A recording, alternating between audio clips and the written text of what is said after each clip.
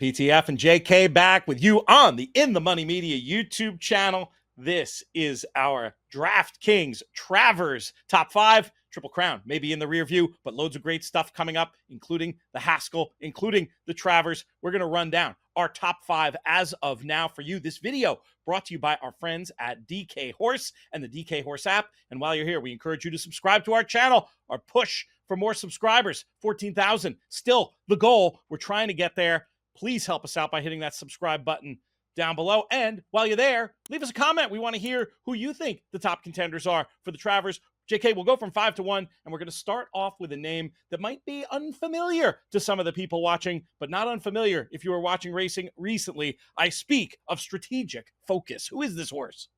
Yeah, I mean, he didn't even win his last race, technically, because he was disqualified, but he got a 102 buyer for the effort. And I think he's won a gun runner out of a Curlin mare in the hands of Chad Brown. Home game. You'd like to think this horse will progress. I think it's already been said. Chad said he's going to run the horse in the Curlin, the traditional, not the traditional, but the other prep, kind of the brother race to the Jim Dandy with some different conditions, and then set that horse up perfectly for the Travers. He could take another step forward. I think Strategic Focus deserves to be on this list. I definitely want some of whatever the stewards were consuming when making the decision to take Strategic Focus down last time. Horse was imperious in victory. That big 102 buyer speed figure in the right hands of Chad Brown. How much would it mean to him to win the Travers? I think this horse belongs in the top 5 on this list, even though he'll be less familiar than the other 4. The list continues with East Avenue. East Avenue, he's put together some interesting form of late, JK. This is a horse I know you've always been a big fan of. Yeah, look, his last 3 races have been pretty good, right? He ran second in the Bluegrass, I think, when he kind of got his luster back. And then when you go to what he did in the Derby, I thought he ran well enough in his 8th place finish in the Derby, considering the fact that there was so much speed in that race that we had all talked about. He ran well there. And then he comes back and he wins the Matt Winn. And I think that he is a horse that will continue to progress. And one of the reasons I think he's interesting for the Travers is you'd like to think that the boys in blue, Godolphin, who've had a great year so far, would appreciate the fact that they have another speed horse. If he can get loose on the front end, great. He can win the Travers. They'll have 2 stallions from this crop. Or he can at least keep everyone in front honest and set it up for a horse that you can imagine is going to be pretty high on this list. Yeah, I think we all know who you're talking about there, teasing our number 1, but we're not there yet. Let's go to number 3. I don't think I'm wrong in saying, JK, based on the way this horse has looked in his races, that you can still kind of blue sky enough improvement from him to say he could be the most talented of his generation, potentially, if he can ever get his head straight. Baeza, what did you see from him on Saturday? I think he's just a goofy little kid with granola parents, just kind of let him do his thing. If you were listening to you probably were, most were at the racetrack. I know you weren't, Pete, but the Fox broadcast, Maggie pointed out that John Sheriff kept playing with his feet, looking at his feet. And the stewards came over and said, "Hey, is there something wrong with his shoes?" And John Sheriff said, "No, I'm just playing with him." In the paddock before the Belmont Stakes. And I just think that he's probably still a little green. As he grows up a little bit more, naturally will mature, and I would imagine he could have a big summer, but I just don't think he's quite ready there mentally to compete with the top 2.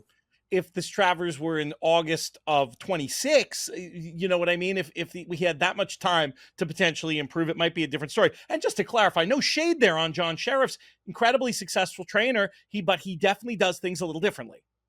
Oh, absolutely. No, I mean, he's a master. He's brought in some of the greatest moments in this game's history. I just think that that's his style, to take his time and to allow the horse to just grow up naturally rather than trying to jam him into a box with a certain timeline. And you're seeing that, I think, a little bit with Baeza. Number 2 on the list won't surprise anybody. Journalism runs another big race in the Belmont Stakes for half a second there. I thought he might just do it and turn the tables on Sovereignty. Wasn't meant to be. In the end, it's very hard to put Journalism above Sovereignty on any kind of list, but I do think there are some stories you can tell about why Journalism's races are maybe a little bit better than the bare form suggests. True or false? Well, look, his Preakness is no one can take anything away from him there. But the truth of the matter is I think even leaving the Derby, no one thought that there was too much of an excuse for him. I think most people thought Sovereignty beat him on the square. In this Belmont Stakes, I think most will say the same. Certainly, you could question some of the parts of the race for journalism, but they weren't enough for me to make it an excuse for him, right? I mean, I think that maybe he was the target, moved a little bit early in the Derby. Sovereignty ran him down. Maybe you could make the same assumption. He was in the clear. He was wide. He stumbled a bit at the gate, and then he was a target that made the lead too early for Sovereignty. I will say this about journalism. I would love to see him running at Sovereignty rather than Sovereignty running at him, but that's just the way the races have unfolded. I'm looking forward to hopefully seeing these horses on the racetrack again soon. Number one on the list, you know it by now, Sovereignty. He was just so good once again. When he lays down that challenge in the lane, it's what our friend Sean Borman would refer to as elite late pace. Man, I tell you what, his Derby, watching it back, will give you some chills just to think, this is the first time that Belmont crossing the wire first in the Derby. But I'll tell you this, I was rooting for journalism. I picked journalism. And when journalism made the top, I was calling journalism home. And right outside the 8th pole, I got chills because that freight train on the outside, it was very apparent what he was about to do, and he did it, and it was very spectacular. He is a very good horse, and Frank said it in his call, the best 3-year-old in the world. It's hard to argue that. We go much deeper on the Belmont Stakes and all the races from the Belmont Stakes Festival over on the audio side. Make sure you check that out.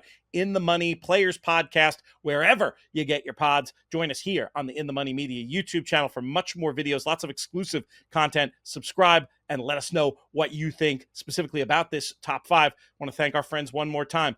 DK Horse, the DK Horse app. Download it today. Here, that's your top 5 for the DraftKings Travers.